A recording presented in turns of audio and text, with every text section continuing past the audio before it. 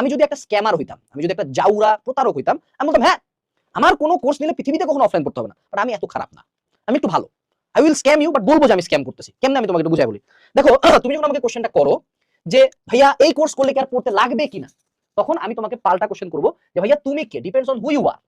Majority মানুষজন, বাংলাদেশের majority student হলো বিশিষ্ট ফাঁকিবাজ এবং বিশিষ্ট আনসিরিয়াস পিস অফ শিটস।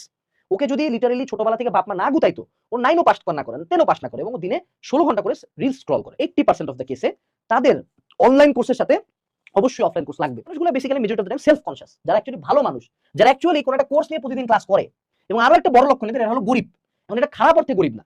অনেক গরিব ঘরের সন্তান দেখবা ভর্তি পরীক্ষা অনেক ভালো করে, রেদার দেন ধনী ঘরে যার টিচার ছিল ভালো করতে পারে না। কেন করে না? কারণ ও জানে যে আমার ঠেক, যে আমি যদি চান্সটা না পাই আমার বাপ মা আমার 2 টাকা দিয়েও সাহায্য করবে না, আমার বাপ মায়ের জীবনটা ডিস্ট্রয়, আমার জীবনটা ডিস্ট্রয়। আমার পরিবারকে উঠাইতে গেলে আমার করতে হবে। তো তখন দেখবা যে গরিব ঘরের মানুষজন, ধরো চা শ্রমিকের পোলা ঢাবিতে চান্স পায় বসে আছে, সচিবের পোলা গুলশানে ঢাবির 4টা টিচার ছিল, একবারও পাশ করতে পারেনি।